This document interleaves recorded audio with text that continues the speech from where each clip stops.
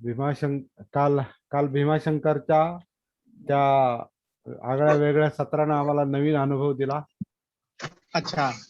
पाऊस इतका धो होता आणि हा तो जवळपास 2 तास थांबला नाही. हा त्याच्या आधी पाऊस कमी झाला, कमी कमी होत बंद झाला. हा सत्र सुरू झाल्यावर ते एक 2-5 मिनिटांनी इतका वाढत वाढत वाढत वाढत गेला की तो 2 तास नुसते पत्रेच वाजत होते. तर ते जे मला पंधरा बरोबर. सोळा 15-16 लोक होते ते टेबलाच्या आजूबाजूला त्यांनी असं असं एकदम जवळ आले, असे म्हणजे खुर्च्या खुर्च्या पुढे सरकवल्या. खाली बसायची मी पण उशिरा व्यवस्था केली पाहिला, होती. पोस्ट उशिरा पाहिली. म्हणला अरे कार्यक्रम चांगला होता, मिस झाला. हो, तर काल आमची परीक्षा होती. इंटरेस्टिंग कार्यक्रम झाला काल. हा हा हा आणि जागृती ही सर्व लोकांसाठी किती आवश्यक आहे, सती बुद्धाची शिकवण, हा हा हे काल मला आणखीन जरा पुढची पायरी लक्षात आली. हा हा हा. तर अनिल गायकवाडांचे कष्ट हा हा हा. आणि त्यांचे सहकारी. मी पोस्ट उशिरा पाहिली काल. हो म्हणलं हो कार्यक्रम मिस केला गाड्या, म्हणलं मी घरीच होतो काल, पण गेला हो आलो असतो. हो हो. तुम्ही कधी गेलते सर? परवाला गेलो. हा हा, फेसबुक वर पाहिलं होतं. देवटे सर, जय भीम. जय भीम जय भीम. लाईट गेली वाटतं. लाईट गेली. अच्छा, असू दे, लाईट तुमच्याकडे हे नेहमीच असते मला वाटतं, पाऊस आणि लाईट जाणं. खूप प्रॉब्लेम, लाईट, नेट, आणि नेट सगळेच पण. प्रॉब्लेम. Okay okay. तरी तुम्ही नेट अगदी. आहे तर लाईट नाही. हो, पण आता कुठलीही गोष्ट आपल्याला जागृतीपासून परावृत्त करू शकत नाही. त्याच्यातून मार्ग निघतो. मार्ग निघतो, बाहेर काही असो, आतमध्ये जागृतीची प्रक्रिया सुरू झालेली. बरोबर, ते करेक्ट महत्वाचं आहे. करेक्ट.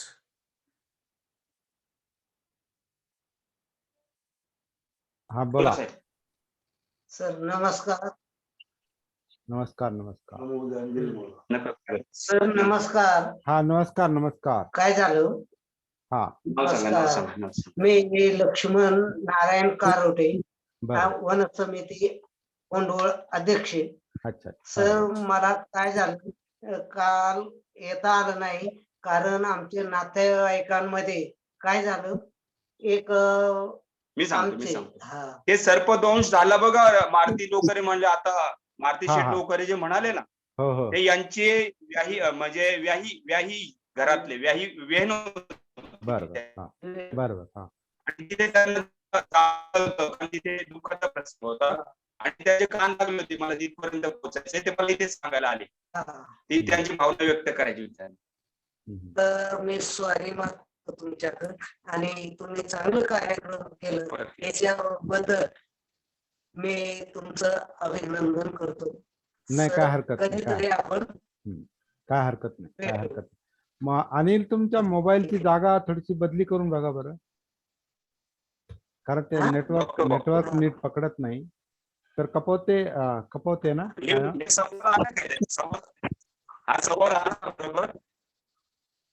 तुमचा आवाज नीट येत नाही ऐकू. खरखर करत आहे, अस्पष्ट होते, अस्पष्ट. काय म्हटले? आवाज येत नाही क्लिअर. तुमचा आवाज येत नाही अनिल. आता येतो का?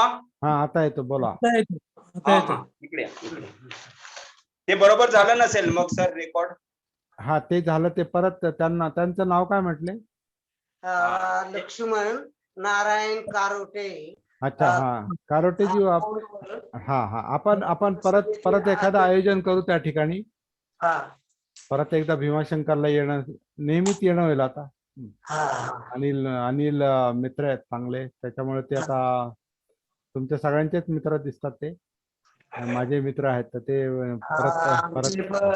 परंतु आमचे जरा नातेवाईक म्हणजे सोयरेदारेच आम्ही मानलेले.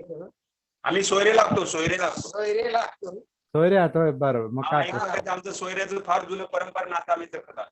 बरोबर. जातीने जरी वेगळं असलो तरी नात्याने आम्ही फार घट्ट आहोत, जवळचे येत म्हणजे असं. आणि आम्हाला काल येता आलं नाही म्हणून मी सॉरी मागायला. नाही काय नाही. वा.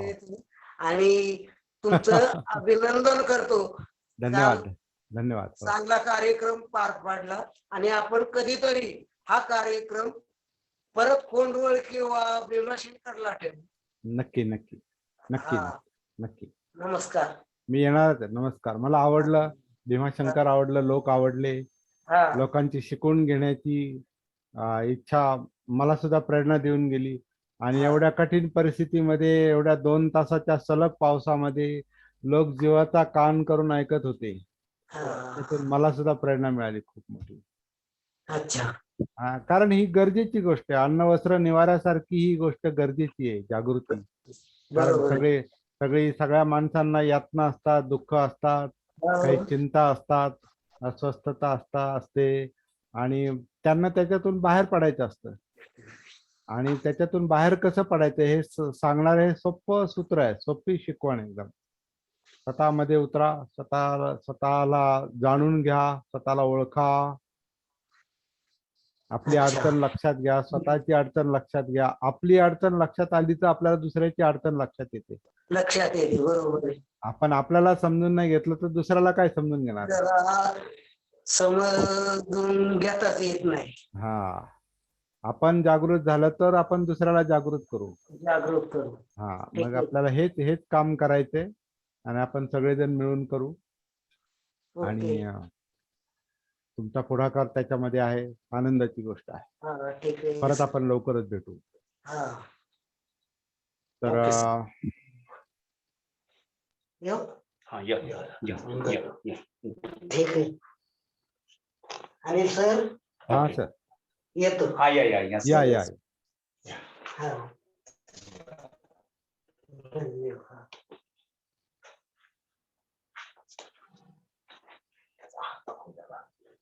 अनिल हा या सर या. हाक मारू नका.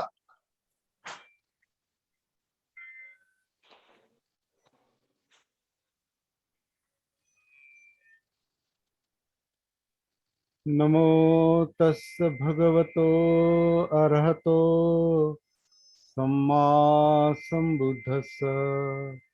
नमो तस् भगवतो अरहतो सम्मा संबुद्धस्स. नमो तस् भगवतो अरहतो सम्मा संबुद्धस्स. बुद्धं धम्मं संघं नमस्कारम्.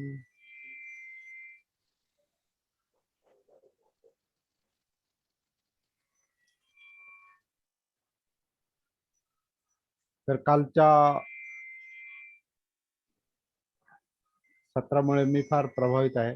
जर थोडस सर्दीचा हे झालाय.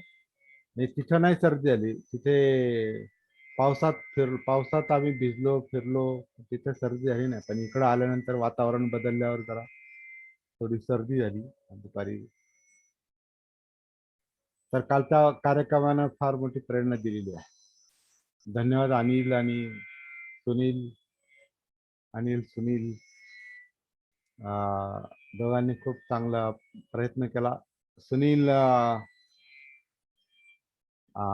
वाकचौरेंनी जे रेकॉर्डिंगचं काम केलेलं आहे ते आपल्याला लवकरच ऐकायला मिळेल, पाहायला मिळेल.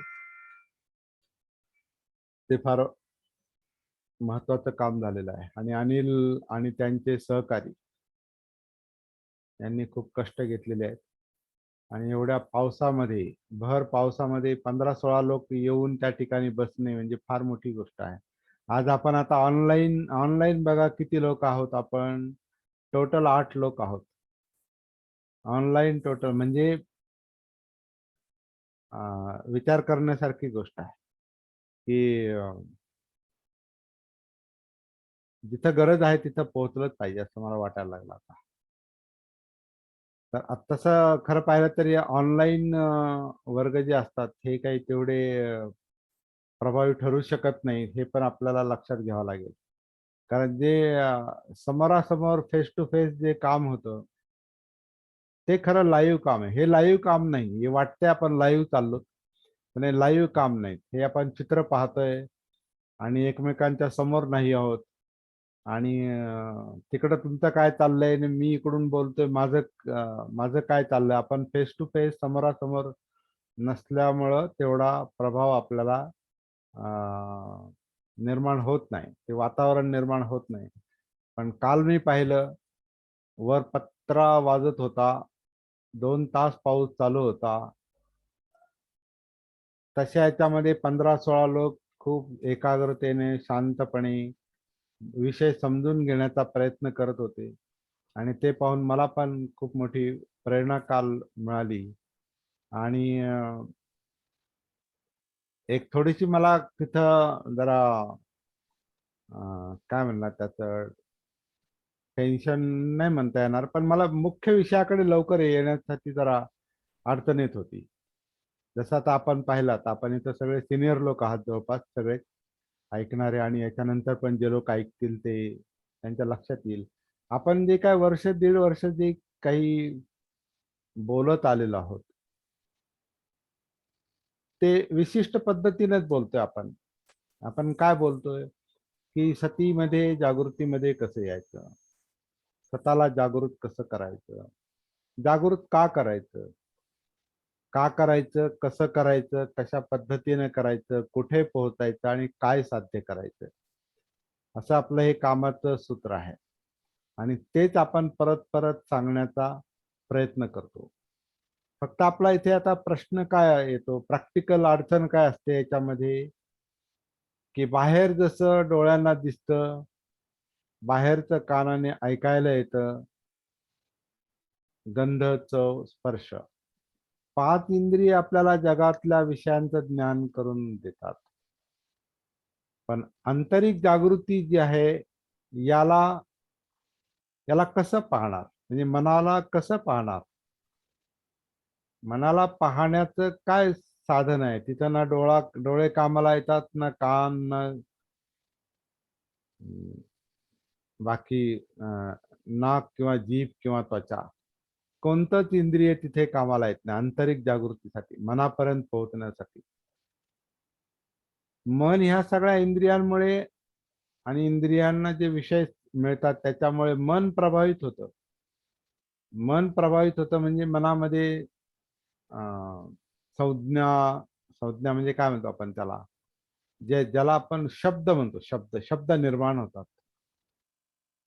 जे आपल्याला इंद्रियांमध्ये विषय मिळतात त्याच्यामुळे शब्द किंवा संज्ञा निर्माण होतात. कारण जे काही दिसतं, ऐकू येतं, गंध, चव, स्पर्श, याच्यामुळे ज्या जाणीवा, जी जाणीव होते, दिसण्यामुळे जाणीव होते की हा कॅमेरा आहे, हे तुमचे सगळ्यांची या ठिकाणी चित्र आहेत, ही तुमची नावं आहेत, हे इकडं हे पडलंय, इथे बाबासाहेबांचा फोटो आहे, बुद्धाची मूर्ती आहे. म्हणजे डोळ्यांना जे जे काही दिसतं त्या संज्ञा, ते शब्द मनामध्ये निर्माण होतात. मग असे शेकडो हजारो विषय आपल्या जन्मापासून आतापर्यंत, शेकडो हजारो लाखो विषय संज्ञेच्या रूपाने आपल्या मनामध्ये आहेत. प्रतिमा, मनामध्ये प्रतिमा आणि संज्ञा आहेत त्या. म्हणजे आता समजा तुम्ही लोक, तुम्हाला जवळपास सगळ्यांना मी पाहिलेला आहे, एक विशाल कसबे सोडले तर तुम्हा सगळ्यांना मी पाहिलेला आहे. आणि तुम्ही समोर नसलात तरी माझ्या मनात तुमची प्रतिमा आहे, आणि त्या प्रतिमांचं नाव आहे, ते शब्द आहेत.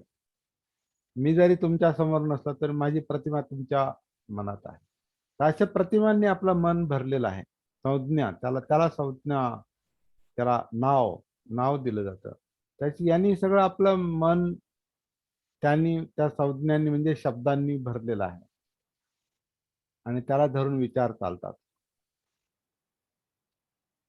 त्याला धरून विचार चालतात.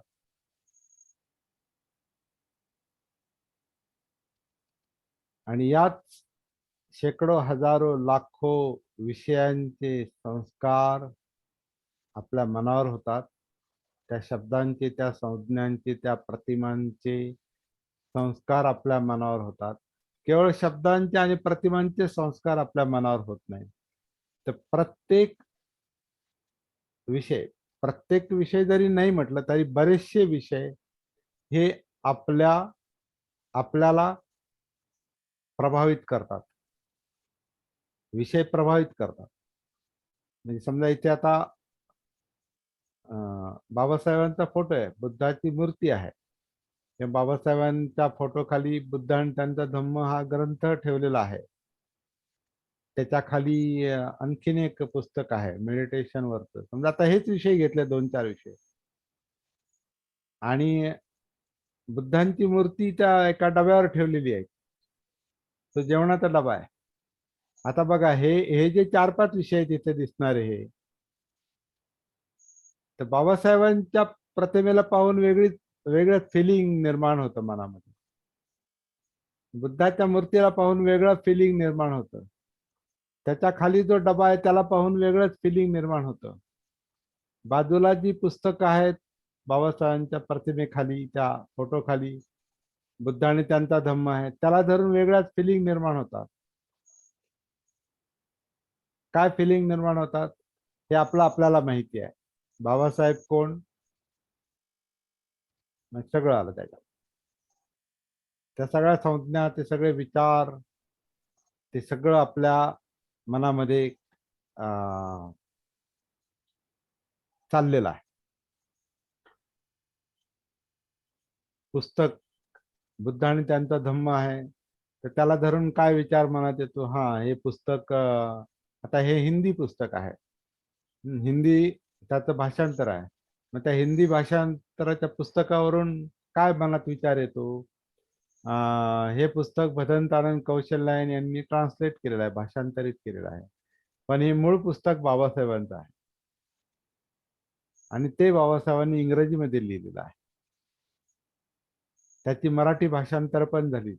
असं झालं तसं झालं, म्हणजे आता एक पुस्तक आपल्याला किती विचार करायला भाग पाडतं, त्याला काही मर्यादा नाही, है ना. त्याच्या खाली आणखीन एक पुस्तक आहे, त्याच्याविषयी वेगळेच विचार मनामध्ये. तुम्हाला तुमच्या प्रतिमा पाहून तुमच्या विषयीचे मनामध्ये विचार निर्माण होतात, आणि केवळ विचारच निर्माण होत नाहीत, तर त्याच्याविषयीच्या भावना सुद्धा निर्माण होतात, ज्याला चित्त म्हटलेलं आहे. त्याच्याविषयीच्या भावना निर्माण होतात. म्हणजे या मनात निर्माण होणारा प्रत्येक शब्द, प्रत्येक विचार, प्रत्येक संज्ञा, ही त्यातल्या बहुतेक संज्ञा ह्या चित्ताला जन्म देतात, इमोशन्सला जन्म देतात, भावनांना जन्म देतात. आणि मग त्या इमोशन्स कशा असतात, हे पाहिजे ते नको, हे चांगलं आहे ते चांगलं नाही, हे लाभदायक आहे ते लाभदायक नाही, हे असं आहे,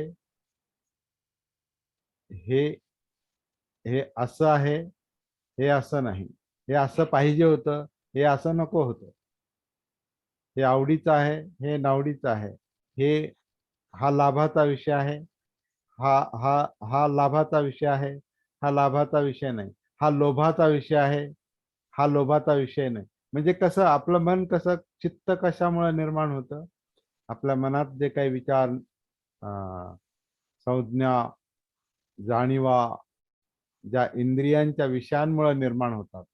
आता हे फक्त आपण डोळ्यांचे विषय बोललो, कानाचे विषय आहेत.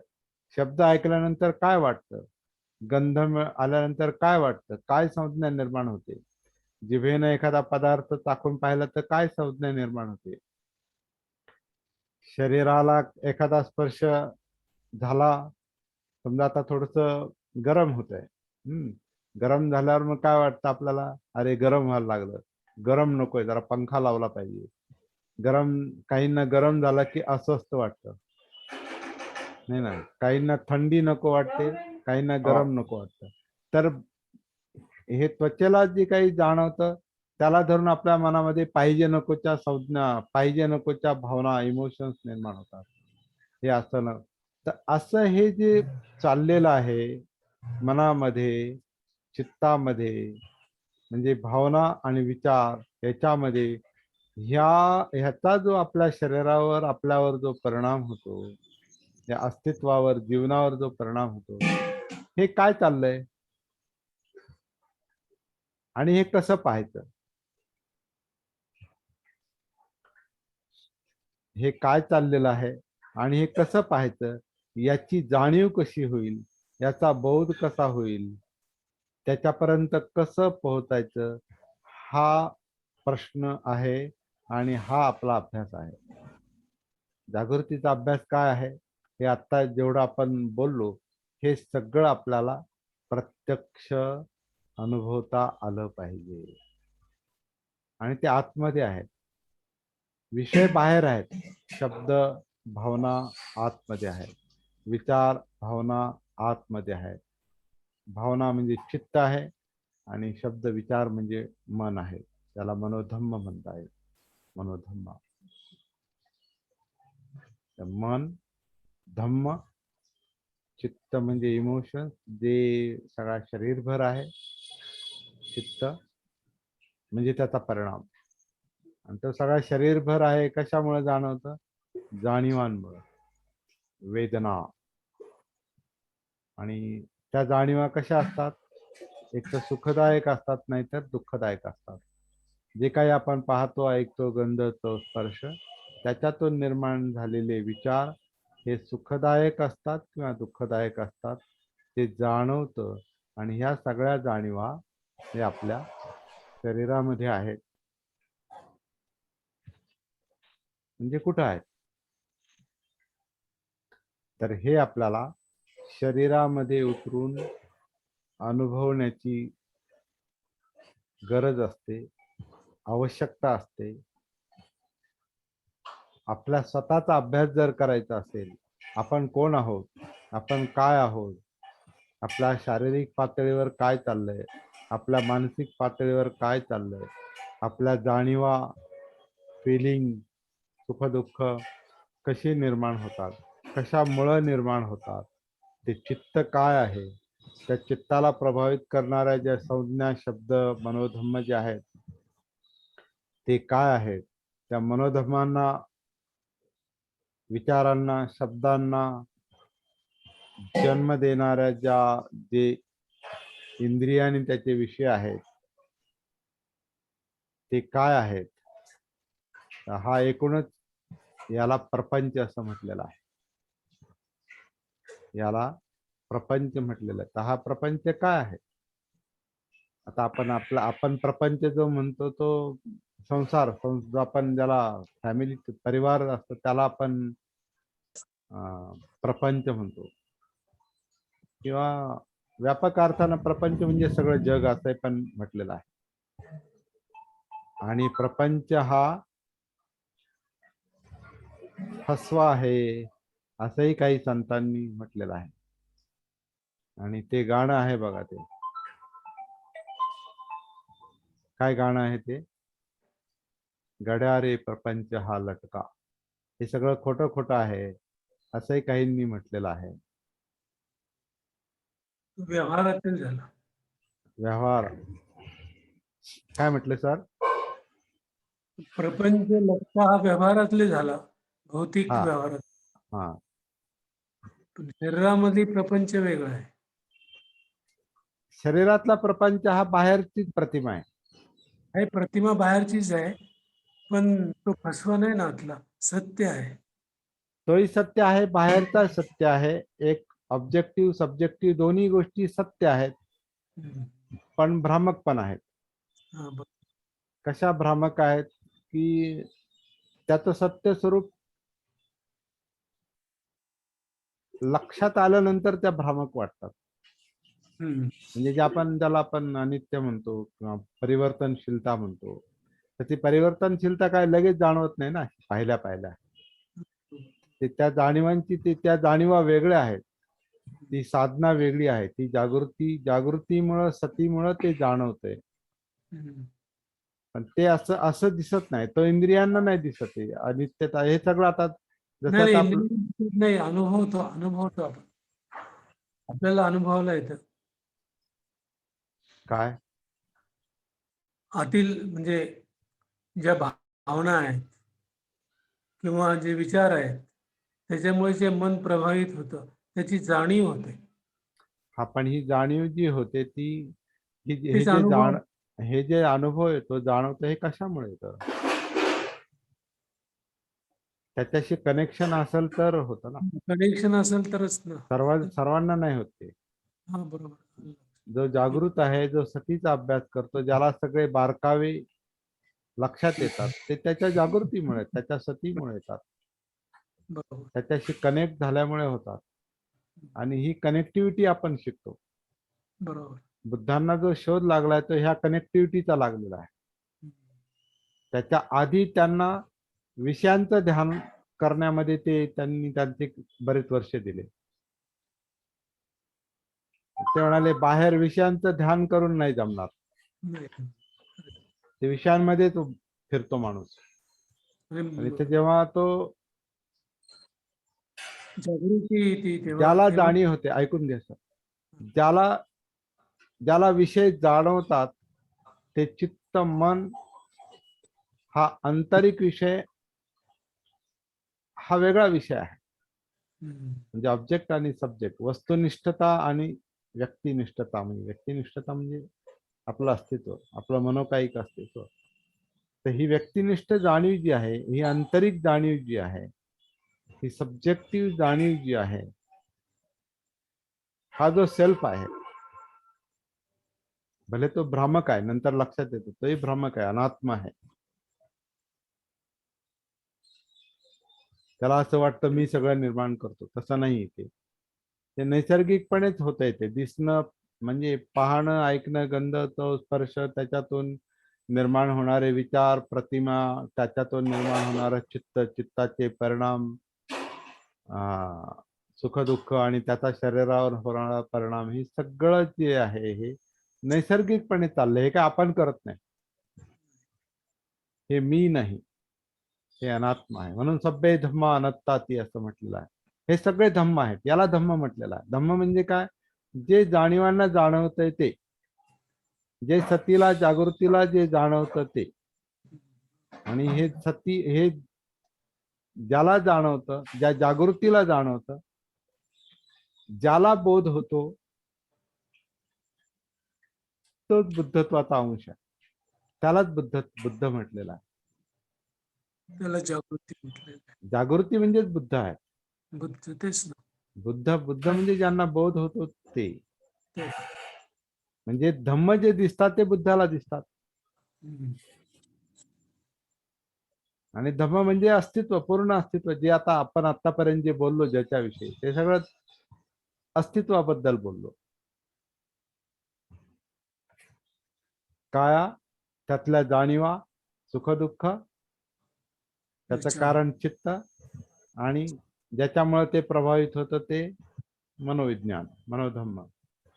आणि मनोधम्माला प्रवृत्त करणारं किंवा जन्म देणारं इंद्रियांचे विषय किंवा पूर्वसंस्कार. तर पूर्वसंस्कार पण इंद्रियातूनच ते आलेले असतील. ते आधीचे असतील, आत्ताचे असतील, तो भाग वेगळा.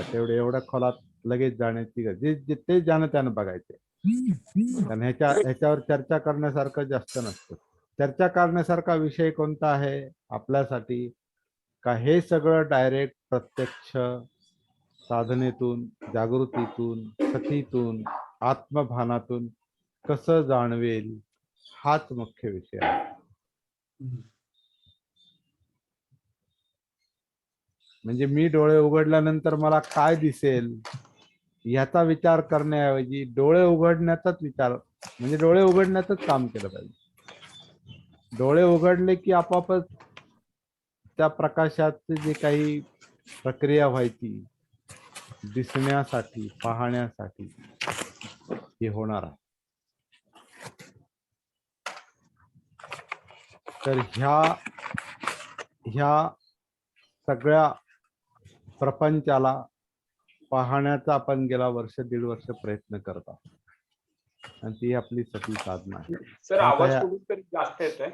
आवाज कुठून जास्त येतो? आवाज येतो त्यातला, भांड्यांचा वगैरे आवाज येतो. भांड्यांचा आवाज कुठून तरी जास्त येतो. खरखरचा आवाज येतो.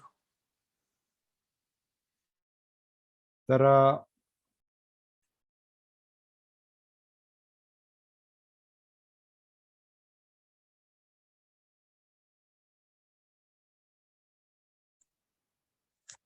हा जो प्रपंच आहे, बंद झाला आवाज. मध्ये शक्यतो हे करू नये, बोलू नये.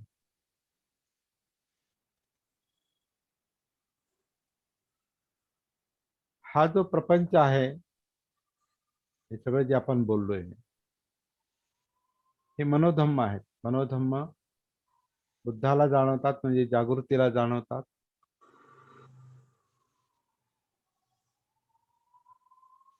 पण हे जाणवतंय, हे कसं जाणवतंय, हे आपल्याला प्रत्यक्ष प्रॅक्टिस करून, त्याच्याशी कनेक्ट होऊन, सती लक्षात घेऊन, जागृती लक्षात घेऊन हे आपल्याला सगळं याचा बोध होत जातो.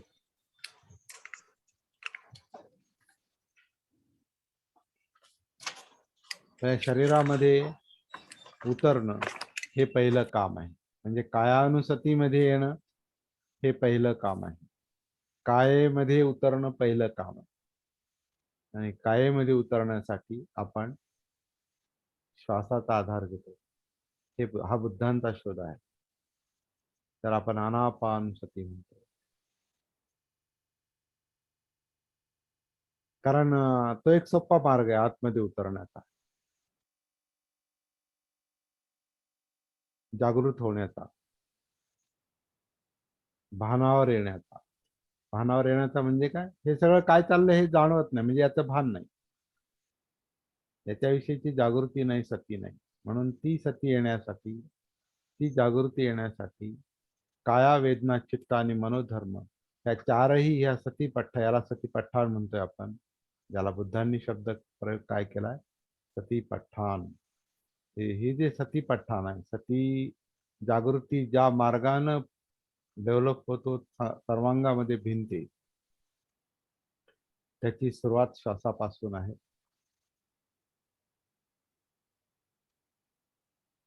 हा एक सोपा डायरेक्ट मार्ग आहे उतरण्याचा. इतरही मार्ग आहेत, जसा तर ऐकून पण आपण कनेक्ट होतोय, परंतु ते त्या पद्धतीने चाललं तर,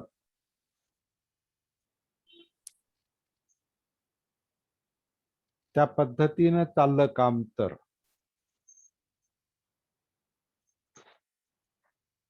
नाहीतर मग श्वासाच्या निमित्तानं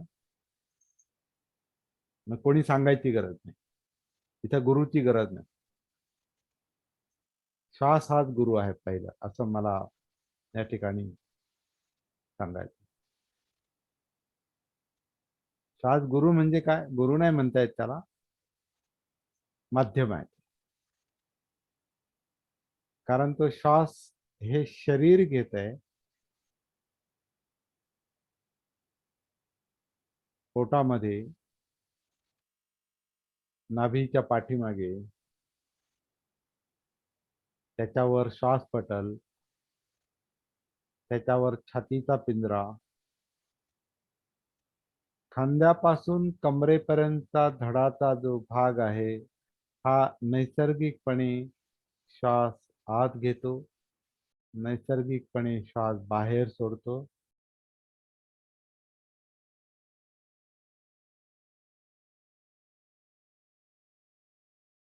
हे काम आत्ता चालू आहे.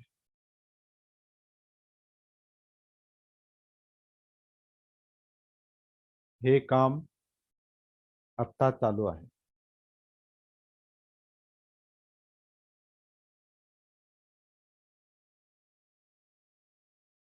तर हे जे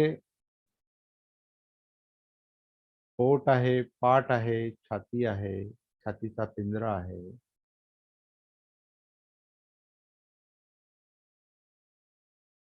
हे कशा प्रकारे श्वास आत घेतं आणि कशा प्रकारे श्वास बाहेर सोडतं, याचं जागृतीपूर्वक अनुभव घेता घेता घेता घेता आत्ता या क्षणामध्ये जे काही चाललेलं आहे, श्वासोच्छ्वास म्हणून, आनापान म्हणून, जे काही चाललेलं आहे या क्षणी समजा समजा नाही, ते वास्तव आहे. या क्षणी मी बोलतोय आणि अपान होतंय. जेव्हा मी बोलत नाही तेव्हा अपान बंद असतं, आन चालू असतं. तर जेव्हा माझं आन चालू असेल तेव्हा मी आन सती म्हणजे श्वास, शरीर श्वास आत घेत आहे याची जाणीव जागृतीपूर्वक ठेवतो. याचा अनुभव जागृतीपूर्वक घेतो.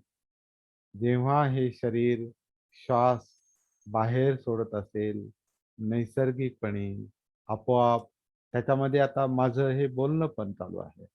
म्हणजे हे बोलणं, ही वाणी, हे शब्द, ते ध्वनी, त्या ध्वनीचे आघात, हे सगळे माझ्यासाठी सतीचे विषय आहे. त्याचबरोबर मला माझा आवाज ऐकायला येतो, तुम्हालाही तो आवाज ऐकायला येतो. तर तुमच्यासाठी तो सतीचा विषय आहे. प्लस तुमचं जे आन आणि अपान चालू आहे, शरीर जे नैसर्गिकपणे श्वास आत घेत आहे, शरीर जे नैसर्गिकपणे श्वास बाहेर सोडत आहे, त्या श्वासाच्या नैसर्गिक प्रवाहामध्ये, आनापानच्या प्रवाहामध्ये, आनापानच्या गतीमध्ये आपली सती, आपली जागृती प्रत्येक क्षणाला म्हणजे वर्तमानातल्या प्रत्येक क्षणामध्ये आपली सती, आपली जागृती श्वासामध्ये जणू काही एकरूप होऊ द्यायची आहे. जेव्हा शरीर श्वास आत घेत असेल म्हणजे हे शरीर आन करत असेल तेव्हा आन सती, जेव्हा हे शरीर श्वास बाहेर सोडित असेल तेव्हा अपान सती. आणि हे प्रत्येक क्षणात चाललेलं आहे. त्याच्यामुळे सतीचा जागृतीचा अभ्यास प्रत्येक क्षणामध्ये चाललेला अभ्यास आहे. याचा चांगला सखोल अनुभव स्वतः घेण्यासाठी आपल्याला खूप कष्ट करण्याची पण गरज आहे. कष्ट म्हणण्यापेक्षा शहाणपणाचे प्रयत्न, मी त्याला म्हणजे प्रज्ञा, ज्याला बुद्धांनी प्रज्ञा म्हटलं, शहाणपणाचे प्रयत्न फार महत्वाचे आहेत. काही वाटेल तसं नाही. नैसर्गिक श्वास हाच आणि स्वतःचा अनुभव हाच महत्वाचा आहे. ह्याच्यामध्ये कोणी हा असा श्वास घ्या आणि तसा श्वास घ्या आणि इथं पहा आणि तिथं पहा, तर आपण ते आनापान सतीमध्ये नसतोच. आपण आनापानचं ध्यान करतो मग, कारण आपण ते सूचनांवर जातो. का इथं पहा, तिथं पहा, असं पहा, तसं पहा. नाही, श्वास जसा आहे तसा पहा. हे शरीर जसं श्वास घेते, ज्या पद्धतीने घेते, ज्या प्रकाराने घेते, पोटामध्ये काय चाललंय, पोटाची हालचाल कशी होते, पाठीची हालचाल कशी होते, छातीच्या पिंजऱ्याची हालचाल कशी होते, छाती आणि पोटाच्या मधला जो श्वासपटल आहे त्याचं आकुंचन प्रसरण कशा प्रकारे होतं, हे धड कशा पद्धतीनं आन करतं वर्तमानामध्ये, अपान करतं, हा सतीचा विषय आहे सुरुवातीला.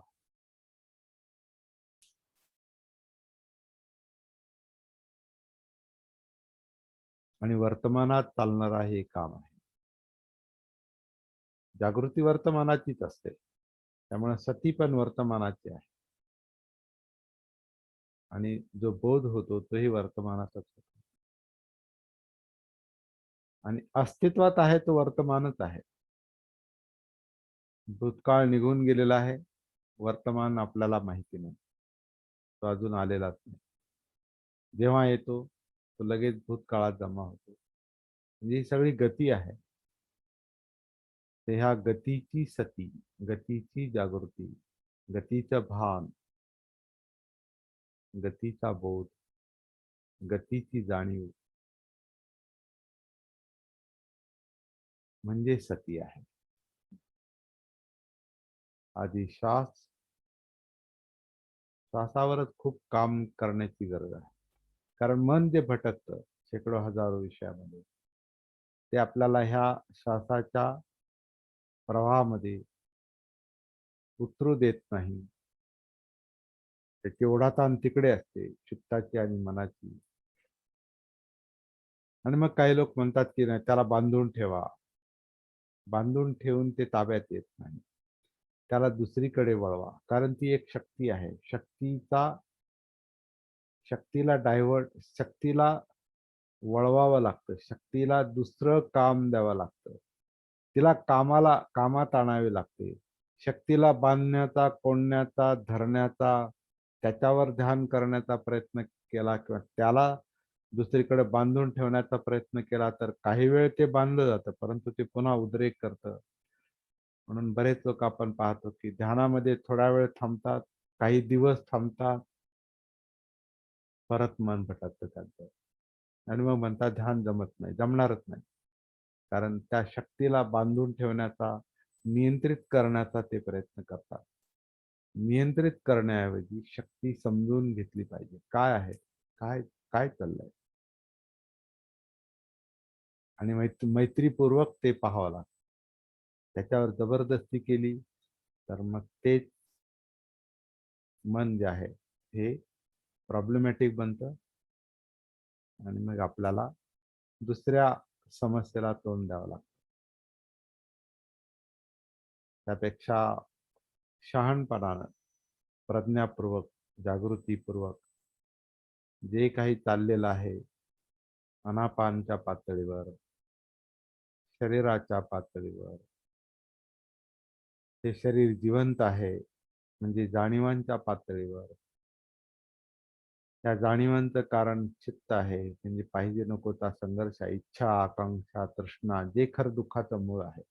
तृष्णा हे दुःखाचं मूळ आहे. तर त्या इच्छा, आकांक्षा, पाहिजे नकोचं द्वंद्व म्हणजे लोभ, द्वेष, ते चित्तानुसती, चित्ताची जागृती आणि चित्ताला प्रज्वलित करणाऱ्या ज्या संज्ञा आहेत ना, धम्म आहेत, मनोधम्म आहेत, चांगले वाईट, कुशल अकुशल धम्म, हे सगळं एक एक करून, आणि त्या धम्मांना जन्म देणारे इंद्रियांचे विषय, हे सगळं एक एक करून आपल्याला सती सखोल नेण्याचा सुरुवातीपासून प्रयत्न करायचा असतो. सुरुवातीला आन सती, अपान सती, किंवा त्याला मी काया आन सती, काया अपान सती या क्षणाची चित्ताची. नंतर श्वासाचा विषय जेव्हा आपल्याला आवश्यक नसेल तेव्हा बाजूला ठेवून द्यायचा. मग कायानुसती, जे जे काही कायेमध्ये घडतंय, जसं आपण आनापान सतीमध्ये श्वासाच्या पातळीवर काय घडतंय ते पाहतो, तसं कायानुसतीमध्ये कायेच्या पातळीवर काय घडतंय ते आपण अनुभवतो.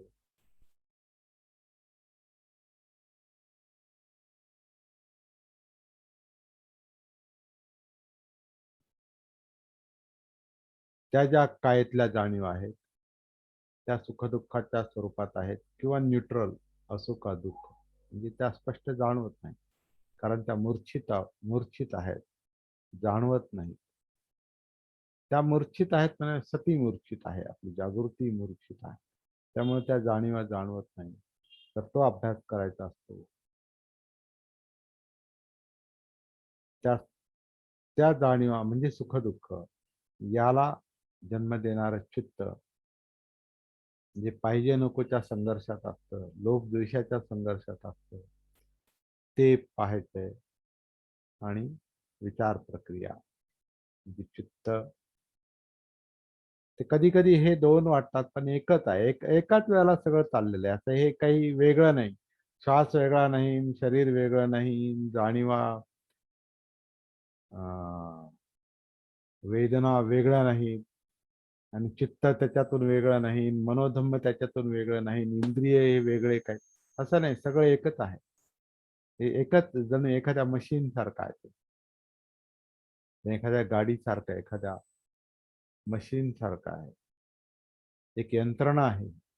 ह्या यंत्रणेमध्ये, ज्याला आपण जीवन म्हणतो, या यंत्रणेमध्ये अनेक यंत्रणा सामावलेल्या आहेत, जे आपल्याला शरीरशास्त्रामध्ये, पण आपल्याला शरीरशास्त्राची काही आवश्यकता नाही, कारण ते एक वेगळी वेगळी चिरफाड आहे. ही इथे चिरफाडीची आवश्यकता नाही. इथे जाणीवांच्या आधारे अभ्यास करायचा आहे. जाणीवांच्या आधारे आपल्याला बोध करून घ्यायचा आहे. ते सगळं एकच आहे.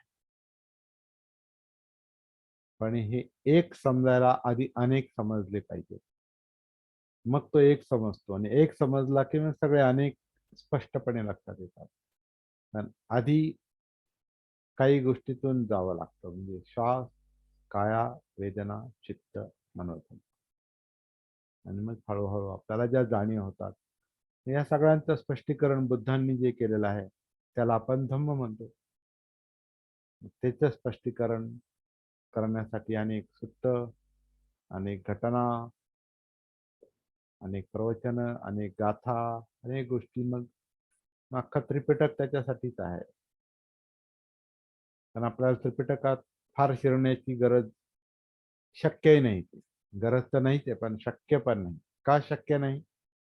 जसं बाबासाहेबांनी म्हटलं का त्रिपिटकाचं ह्या जन्मी सगळं अवगाहन करणं, सगळं त्याला जाणून घेणं हे कोणाला शक्य नाही. असं हे सामान्य माणसाचं काम.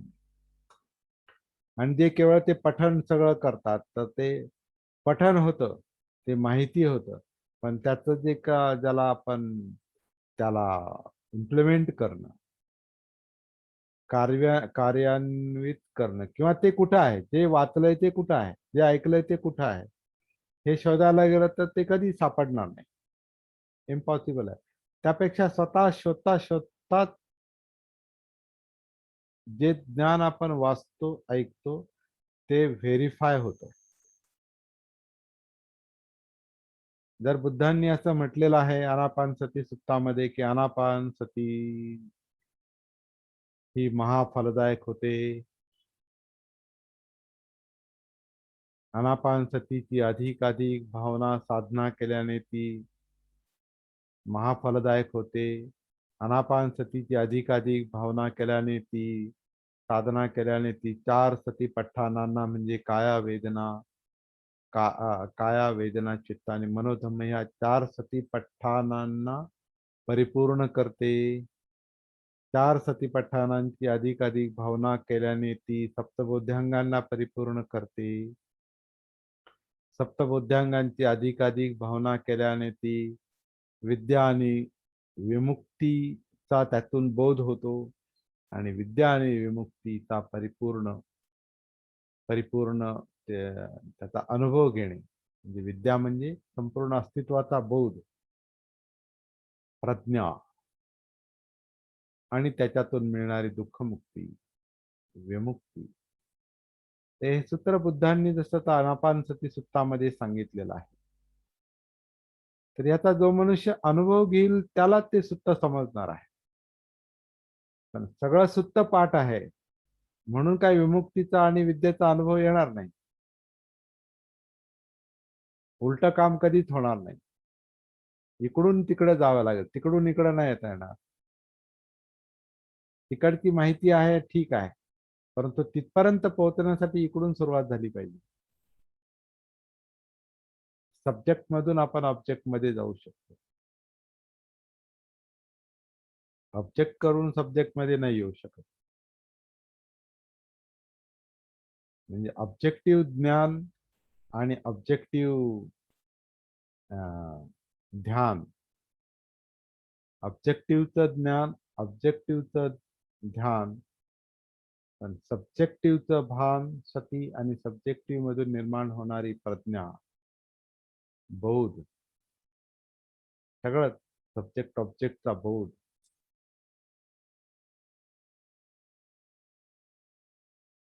हा इकडून शक्य आहे. म्हणून जागृतीचा अभ्यास, जागृतीचा अनुभव हा महत्वाचा आहे. श्वास म्हणजे आनापानसती, काया, वेदना, चित्त, मनोधर्म.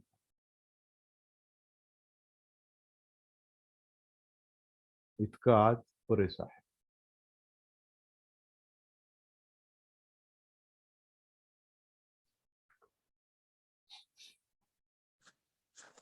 काही बोलायचं असेल तर. व्यवस्थित मांडलं. सॉरी सर, काय म्हटले? आज जागृती चांगली समजली. आज जागृती चांगली निर्माण झाली. हा, समजली समजलं. समजली. Okay okay. छान. आज लेक्चर फार भारी होत. म्हणजे दिवसेंदिवस त्याच्यात प्रगल्भता वाढत.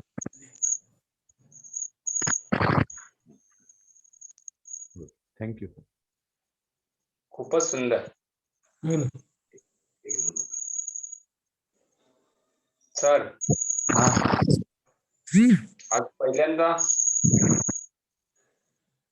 पहिल्यांदा बऱ्याचशा गोष्टी जाणवल्या, ज्या आधी नव्हत्या जाणवल्या एवढ्या दिवसाच्या प्रॅक्टिस नंतर.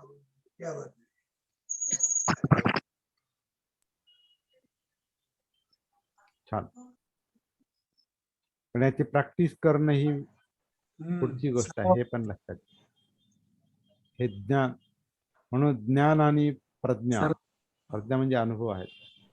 सर, हा सर. प्रॅक्टिस किती महत्वाची आहे ती आज कळली फारच गांभीर्याने. प्रॅक्टिस. हा, व्हेरी गुड. छान. प्रॅक्टिस मध्ये सातत्य असलं पाहिजे हे आज कळलं. हा. त्याच्यात गैरसमज करून नाही जमणार ते. त्यासाठी सराव सराव महत्वाचा, प्रॅक्टिस महत्वाचा. सराव. बरोबर बरोबर. दुशांत सर. पहिल्यांदा दुशांत नाही, हरिदास वेलेकर. हा, अच्छा, हरिदास बेलेकर बोलतात. अच्छा अच्छा अच्छा. हा हा हा, मी म्हटलं हे नाव वेगळंच चाललंय दुशांत. नाही, ते माझ्या मुलाच्या मोबाईल वरून बोलताय. तर हरिदास बेलेकर सर हे आपल्या सगळ्या मराठी सत्रांना पण उपस्थित होते. त्यांच्या म्हणजे त्यांच्या सवडीनुसार, कारण त्यांचं एसटी महामंडळात आहेत आणि त्यांच्या कामाचं स्वरूप त्यांना कधी कधी इथं उपस्थित राहू देत नाही. पण ते पहिल्यापासून संपर्कात आहेत. मी 1 वर्षभर झाले पाहतोय. पण त्यांच्या अजून अशी व्यक्तिगत त्यांना मी भेटलो नाही आणि बोललोय बऱ्याच वेळेला, पण पाहिलं नाही नीट अजून. धन्यवाद सर. शांत सर. बेलेकर.